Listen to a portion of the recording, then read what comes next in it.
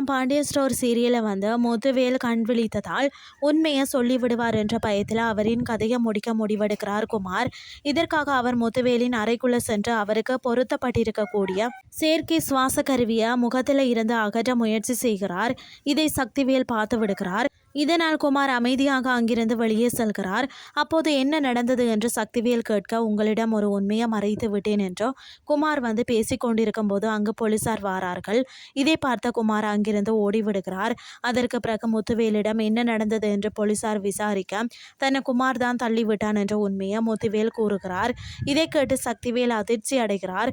மேலும் குமார் மீது புகார் கொடுக்க விரும்புகிறீங்களா என்று போலீசார் கேட்க, அதெல்லாம் வேண்டாம் என்று முத்துவேல் சொல்கிறார். இதையடுத்து முத்துவேலின் குடும்பத்தினரும் பாண்டியனின் குடும்பத்தினரும் அவரை பார்க்க வாரார்கள். அப்போது கதிர் இல்ல, குமார் தான் முத்துவேலை தள்ளிவிட்டது என பழனி கூறியதும் எல்லாருமே சோக்காகிறாங்க. அதற்கு பிறகு அவசரப்பட்டு என் புள்ளைய சந்தேகப்பட்டுட்டியா அண்ணா அப்படின்னு சொல்லி கோமதி கூறுகிறார். வாக்குமூலத்தை அறிந்த பாண்டியன் உடனடியாக போலீஸ் நிலையத்துக்கு சென்று கதிரை வெளியே எடுக்கிறார். பிறகு அவரை வீட்டிற்கு அழைத்து வரும்போது அவரை வரவேற்க வாசல கோமதி, ராஜி, அரசி ஆகியோர் காத்திருக்கிறார்கள்.